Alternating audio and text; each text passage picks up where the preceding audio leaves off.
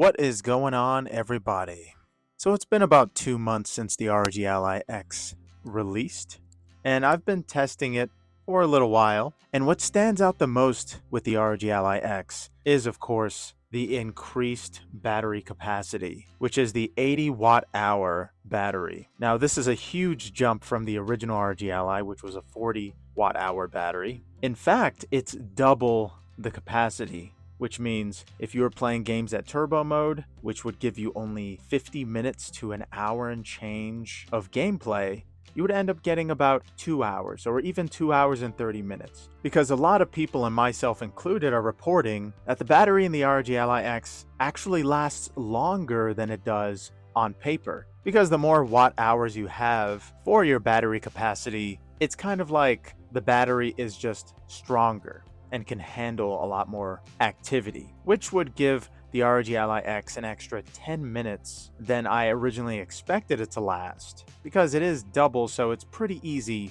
to assume and guess exactly how long the system is going to take to run out of battery. And yes, I have tested a lot of games, including King of Fighters 15, RoboCop, Resident Evil 2 Remake, and a bunch of other games that I'm going to talk about in the upcoming months. But yes, the ROG Ally X has officially released, and I think it is just an amazing handheld system. Of course, when it comes to Windows, like with the recent update that kind of messed everything up for everybody, there are some hitches here and there, and there is a lot more room for upgrading in terms of software, especially with Windows 11. But if you're just sticking to Steam and Armory Crate, then you probably won't be able to tell that you're running the operating system through Windows 11. But I doubt that's going to be the case for most people, since Windows 11 usually rears its ugly head every now and then to update or just mess everything up. So yes, there was an update recently, and I kind of freaked out because nothing in the Command Center or Armory Crate would work, and even Windows 11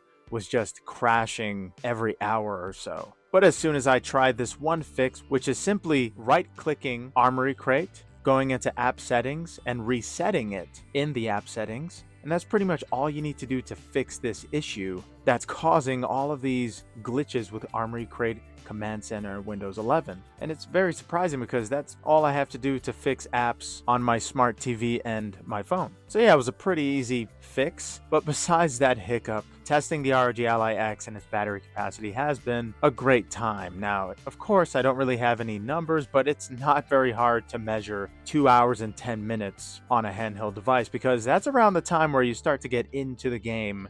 And then that dreaded "you're running out of battery" message pops up, which unfortunately happens a lot in turbo mode, even with the ROG Ally X's upgraded capacity. But that's not to say that you can play in performance mode or any kind of manual TDP that'll make it last 2 to 4 times longer. And that would be 4 to 8 hours on average with most of the games I tried on lower end TDP like 11 or 12 watts. And that's just impressive because most games run very well on the ROG Ally X on 11 and 12 watts because of the added RAM and RAM speed. And also the change in thermals and its motherboard really helped this a lot. But I actually installed a full-size 2284 terabyte SSD, and this thing is a monster. It loads every game in about 30 seconds max. There hasn't been anything over 30 seconds for me personally, and because all of the games are on that 4 terabyte SSD, everything runs buttery smooth.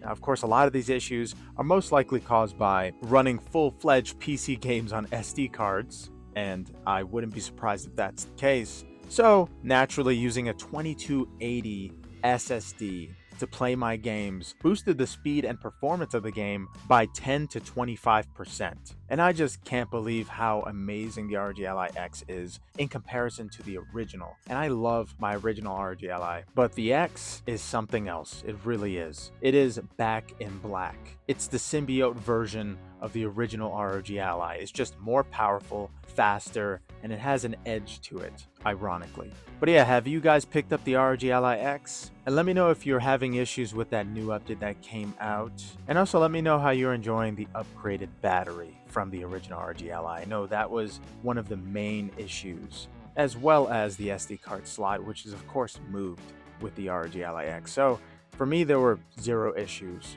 with this handheld, and I absolutely love it. But yeah, thank you guys so much for watching. Hope you have a good one. Later.